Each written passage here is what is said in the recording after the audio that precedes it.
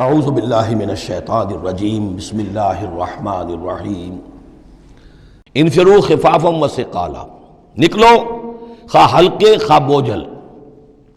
یہ ہلکے اور بوجھل کے دو پہلو ہو سکتے ہیں، یا تو داخلی طور پر بوجھل دل کے ساتھ نکلو یا آمادگی کے ساتھ نکلو، نکلنا پڑے گا۔ اب یہ نکلنا فرض عین ہے، یہ نفیر عام ہے۔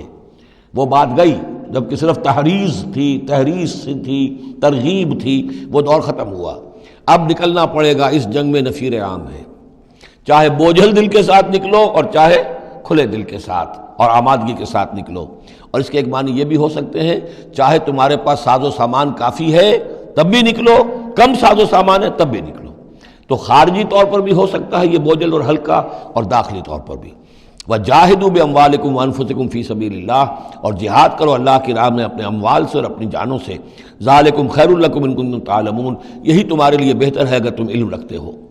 لَوْ كَانَ عَرَضًا قَرِيبًا، اگر انہیں توقع ہوتی کہ مال قریب ہی ہے، قریب ہی ہمیں مال مل جائے گا، غنیمت مل جائے گی، وَسَفَرًا قَاصِدًا، اور اس کے لیے سفر بھی جو ہے وہ چھوٹا ہے، بڑا نہیں ہے، لَاتَّبَعُوكَ، تو یہ سب اے نبی آپ کی پیروی کرتے، آپ کے ساتھ چلتے۔ وَلَٰكِن بَعُدَتْ عَلَيْهِمُ الشُّقَّةُ، لیکن ان کو تو بڑی بھاری پڑ رہی ہے، بڑی دور کی مسافت نظر آ رہی ہے، اتنا دور۔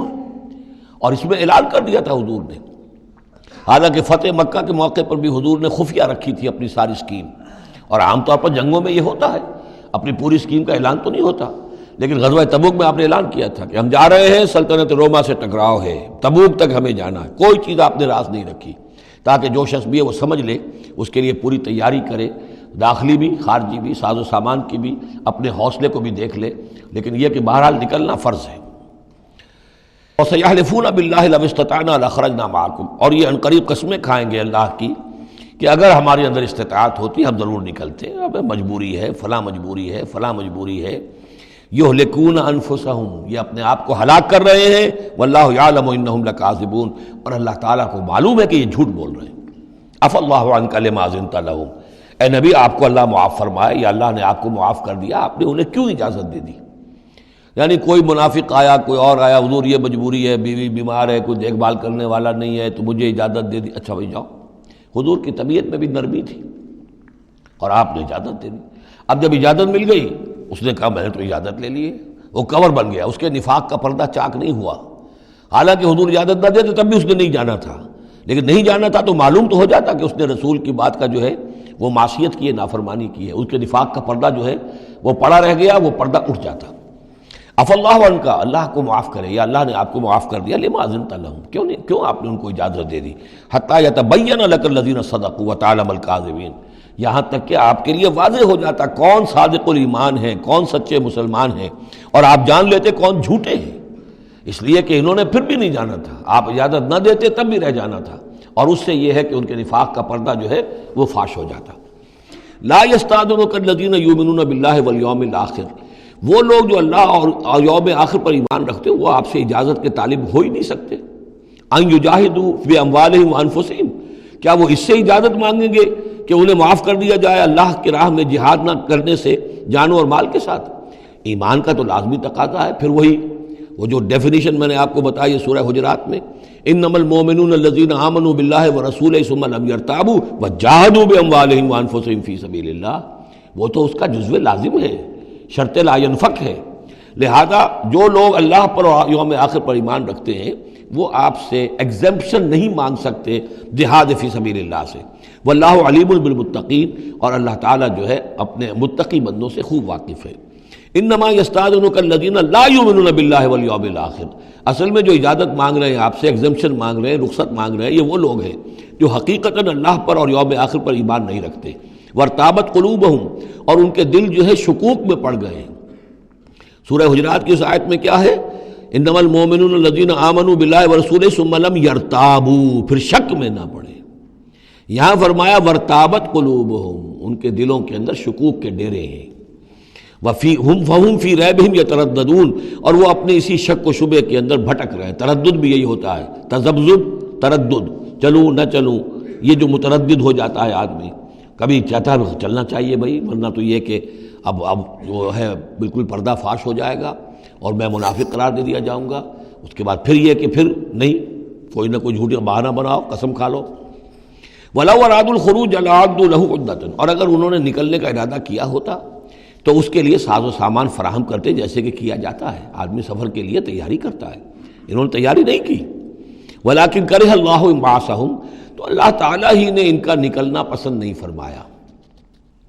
فَثَبَّتَهُمْ، اور ان کو بوجھل کر دیا، ان کو روک دیا۔ وَقِيلَ اقْعُدُوا مَعَ الْقَاعِدِينَ، اور ان سے کہہ دیا گیا رہو، بیٹھ رہنے والوں کے ساتھ تم بھی بیٹھ رہو۔ اس کی حکمت آگے آئے گی۔ لو خرجوا فیکم، اگر یہ نکلتے آپ کے ساتھ، اے مسلمانوں تمہارے ساتھ، ما زادوکم الا خبالا، تو نہ اضافہ کرتے تمہارے لیے مگر خرابی کا۔ دلوں میں روگ تھا، وہاں جا کے فتنے اٹھاتے، آپس میں لڑاتے، کوئی اور کچھ کرتے، لہذا ان کا بیٹھ رہنا بھی حکمت پر مبنی ہے، اللہ تعالیٰ کی طرف سے، گویا کہ اس میں بھی ایک خیر ہے، گویا کہ بندہ مومن کے لیے تو خیر ہی خیر ہے، ادھر بھی خیر ادھر بھی خیر، لیکن منافق کے لیے شر ہی شر ہے، ادھر بھی شر ادھر بھی شر۔ لو خرجوا فیکم، اگر یہ نکلتے تمہارے ساتھ، ما زادوکم الا خبالا، تو یہ نہ اضافہ کرتے تمہارے لیے مگر برائی کا، خرابی کا۔ ولا اوضعوا خلالکم، اور یہ گھوڑے دوڑاتے تمہارے مابین، یبغونکم الفتنہ، تمہارے لیے فتنے پیدا کرنے کے لیے۔ وفیکم سماعون لہم، اور تمہارے اندر ان کے بعض جاسوس بھی ہیں، یا تمہارے اندر بعض لوگ ہیں جو ان کی باتیں بڑی توجہ سے سنتے ہیں۔ یہ دونوں ترجمے ہوں گے۔ واللہ علیم بالظالمین، اور اللہ تعالیٰ ظالموں سے خوب واقف ہے۔ یعنی تمہارے اندر ہے مسلمانوں بعض نیک دل، وہ منافق نہیں ہیں، نیک دل سادہ لو مسلمان ہیں جو ان سے حسن ظن رکھتے ہیں، ان سے کوئی تعلق رکھتے ہیں، دوستی رکھتے ہیں، ان کی بات توجہ سے سنتے ہیں۔ تو اگر یہ ہوتے تمہارے لشکر میں ساتھ اور یہ کوئی فتنہ اٹھاتے تو وہ جو سادہ لو مسلمان تھے وہ ان کی بات سن کر کسی فتنے میں مبتلا ہو سکتے تھے۔ اور ایک ترجمہ وہ ہے کہ ان میں جاسوس موجود ہیں۔ لقد ابتغوا الفتنة من قبل، یہ اس سے پہلے بھی فتنے اٹھاتے رہے ہیں۔ وقلبوا لك الامور، یہی لفظ فتنہ آیا اس حدیث میں جو میں سنا چکا ہوں آپ کو۔ علماء سوء کا کردار کیا ہو جاتا ہے؟ علماءہم شر الناس تحت عدیم السماء، من عندہم تخرج الفتنۃ وفیہم تعود۔ جھگڑے، لڑائیاں، فتوے، اور ایک دوسرے کی وہ تفرقہ جو ہے اور اس کے اندر شدت ہے، یہ کام ہے۔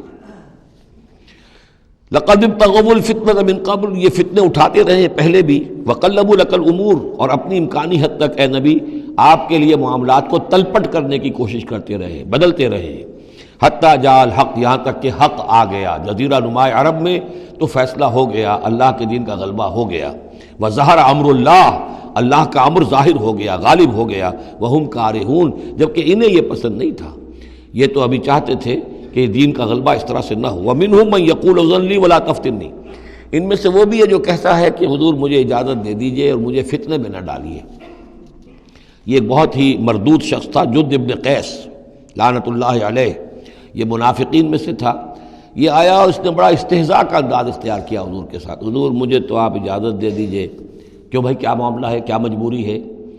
حضور میں ذرا حسن پرست قسم کا انسان ہوں، اور وہ شام کی طرف آپ جا رہے ہیں، شامی عورتیں بہت خوبصورت ہوتی ہیں، تو میں تو اپنے اوپر قابو نہیں رکھ سکوں گا، میں فتنے میں مبتلا ہو جاؤں گا، تو آپ مجھے فتنے سے بچا لیں۔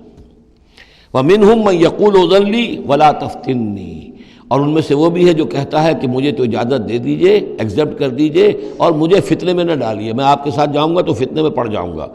أَلَا فِي الْفِتْنَةِ سَقَطُوا، آگاہ ہو جاؤ، فتنے میں تو پڑ چکے، اور فتنہ کون سا ہوگا؟ جو بدبخت اس قسم کا معاملہ کر رہا ہے، بدترین فتنے کا شکار تو ہو چکا۔ وَإِنَّ جَهَنَّمَ لَمُحِيطَةٌ بِالْكَافِرِينَ، اور یقیناً جہنم جو ہے ان کافروں کا احاطہ کیے ہوئے ہے۔ صدق اللہ العظیم۔